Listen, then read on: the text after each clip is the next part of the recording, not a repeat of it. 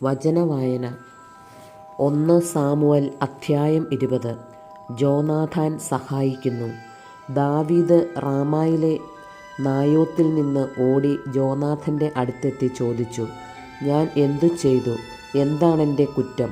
എന്നെ കൊല്ലാൻ മാത്രം എന്തു പാപമാണ് നിൻ്റെ പിതാവിനെതിരെ ഞാൻ ചെയ്തത്? ജോനാഥാൻ പറഞ്ഞു, അങ്ങനെ സംഭവിക്കാതിരിക്കട്ടെ, നീ മരിക്കുകയില്ല.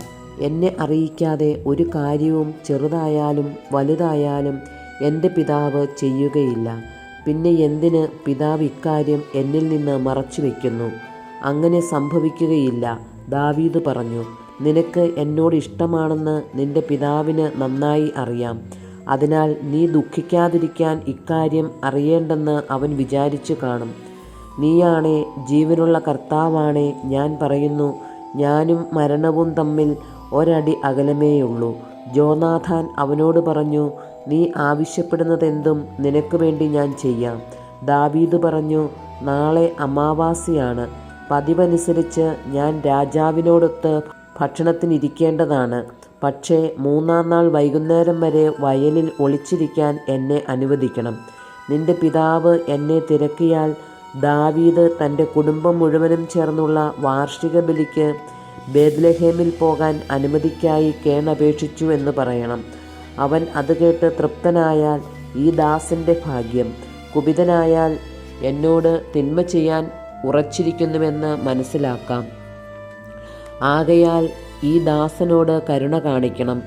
നമ്മൾ തമ്മിൽ കർത്താവിൻ്റെ നാമത്തിൽ ഒരു ഉടമ്പടി ഉണ്ടാക്കിയിട്ടുണ്ടല്ലോ. ഞാൻ കുറ്റക്കാരനാണെങ്കിൽ നീ തന്നെ എന്നെ കൊല്ലുക. എന്തിനാണ് നിന്റെ പിതാവിൻ്റെ അടുക്കലേക്ക് എന്നെ കൊണ്ടുപോകുന്നത്? ജോനാഥാൻ പറഞ്ഞു, അത് സംഭവിക്കാതിരിക്കട്ടെ. എൻ്റെ പിതാവ് നിന്നെ ദ്രോഹിക്കാൻ തീരുമാനിച്ചിട്ടുണ്ടെന്ന് അറിഞ്ഞാൽ ഞാൻ നിന്നോട് പറയാതിരിക്കുമോ? അപ്പോൾ ദാവീദ് ജോനാഥനോട് ചോദിച്ചു, നിന്റെ പിതാവ് പരുഷമായിട്ടാണ് സംസാരിക്കുന്നതെങ്കിൽ അക്കാര്യം ആരെന്നെ അറിയിക്കും?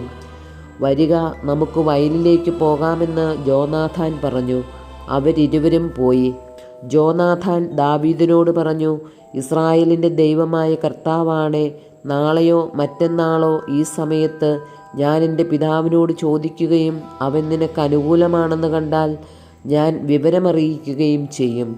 നിന്നെ ദ്രോഹിക്കാനാണ് എൻ്റെ പിതാവിൻ്റെ തീരുമാനമെങ്കിൽ അതറിയിച്ച് നിന്നെ ഞാൻ സുരക്ഷിതനായി പറഞ്ഞയക്കും. അല്ലെങ്കിൽ കർത്താവ് എന്നെ ശിക്ഷിക്കട്ടെ. കർത്താവ് എൻ്റെ പിതാവിനോട് കൂടെ ആയിരുന്നതുപോലെ നിന്നോട് കൂടെയും ആയിരിക്കട്ടെ. ഞാൻ ജീവിച്ചിരുന്നാൽ കർത്താവിൻ്റെ നാമത്തിൽ എന്നോട് കാരുണ്യം കാണിക്കണം. മരിച്ചാൽ എൻ്റെ കുടുംബത്തോട് നിനക്കുള്ള കൂറ് ഒരിക്കലും നഷ്ടപ്പെടുത്തരുത്.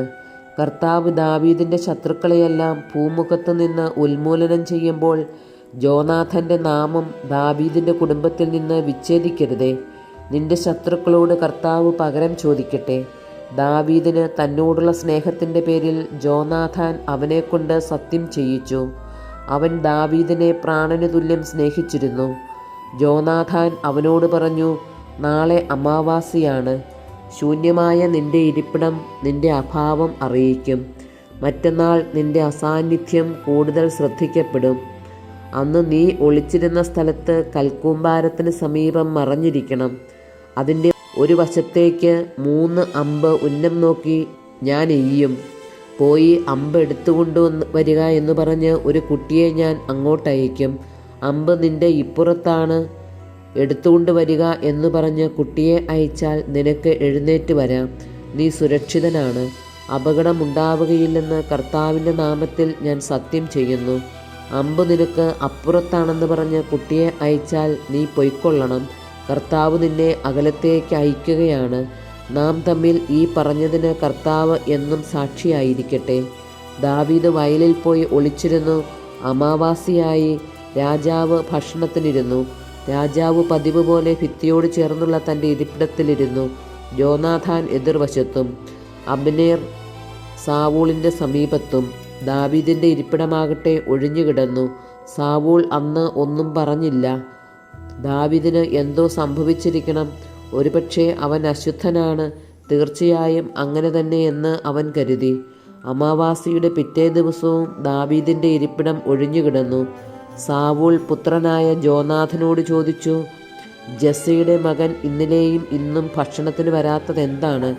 ജോനാഥാൻ പറഞ്ഞു, ബേത്ലഹേമിലേക്ക് പോകാൻ അവൻ എന്നോട് അനുവാദം ചോദിച്ചിരുന്നു. ഞങ്ങളുടെ ഭവനം നഗരത്തിൽ ഒരു ബലിയർപ്പിക്കുന്നതിനാൽ ഞാൻ അവിടെ ഉണ്ടായിരിക്കണമെന്ന് എൻ്റെ സഹോദരൻ ആവശ്യപ്പെട്ടിട്ടുണ്ട്. ഞാൻ പൊയ്ക്കൊള്ളട്ടെ. എന്നോട് ദയയുണ്ടെങ്കിൽ എൻ്റെ സഹോദരന്മാരെ പോയി കാണാൻ അനുവദിക്കണമെന്ന് അവൻ അപേക്ഷിച്ചു. അതുകൊണ്ടാണ് രാജാവിൻ്റെ വിരുന്നിന് അവൻ വരാതിരുന്നത്. അപ്പോൾ സാവൂളിൻ്റെ കോപം ജോനാഥനെതിരെ ജ്വലിച്ചു. ദുർവൃത്തയും ദുശാഠ്യക്കാരിയുമായവളുടെ പുത്ര, നീ ജെസ്സയുടെ പുത്രൻ്റെ പക്ഷം ചേർന്ന് നിൻ്റെയും നിൻ്റെ അമ്മയുടെയും നാണം കെടുത്തുകയാണെന്ന് എനിക്കറിയാം.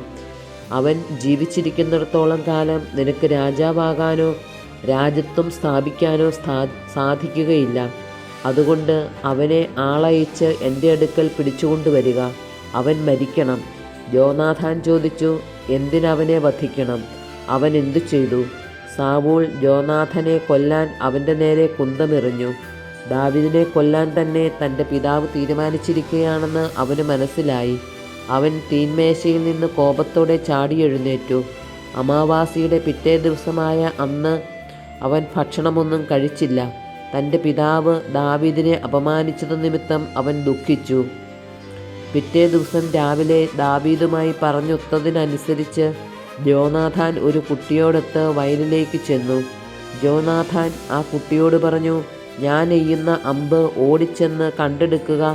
കുട്ടി ഓടുമ്പോൾ അവൻ്റെ അപ്പുറത്തേക്ക് ഒരമ്പ് എയ്തു. ജോനാഥാൻ എയ്ത അമ്പ് വീണിടത്ത് കുട്ടി ചെന്നപ്പോൾ അവൻ കുട്ടിയോട് വിളിച്ചു പറഞ്ഞു, അമ്പ് നിൻ്റെ അപ്പുറത്തല്ലേ? ജോനാഥാൻ വീണ്ടും കുട്ടിയോട് വിളിച്ചു പറഞ്ഞു, അവിടെ നിൽക്കരുത്, ഓടുക, വേഗമാകട്ടെ. കുട്ടി അമ്പ് പെറുക്കിയെടുത്ത് അവൻ്റെ അടുത്തെത്തി. ജോനാഥാനും ദാവീദിനുമല്ലാതെ കുട്ടിക്ക് കാര്യമൊന്നും മനസ്സിലായില്ല. ജോനാഥാൻ ആയുധങ്ങൾ കുട്ടിയെ ഏൽപ്പിച്ചിട്ട് ഇവയെല്ലാം നഗരത്തിലേക്ക് കൊണ്ടുപോയിക്കൊള്ളുക എന്ന് പറഞ്ഞു. കുട്ടി പോയ ഉടനെ ദാവീദ് കൽക്കൂനയ്ക്കടുത്തു നിന്ന് എഴുന്നേറ്റ് 3 പ്രാവശ്യം നിലത്ത് കുമ്പിട്ടു.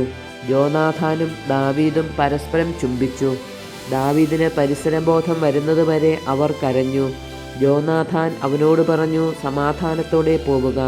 കർത്താവ് എനിക്കും നിനക്കും എൻ്റെ സന്തതികൾക്കും നിൻ്റെ സന്തതികൾക്കും മധ്യേ എന്നും സാക്ഷിയായിരിക്കട്ടെ എന്ന് നമ്മൾ കർത്താവിൻ്റെ നാമത്തിൽ സത്യം ചെയ്തിട്ടുണ്ടല്ലോ.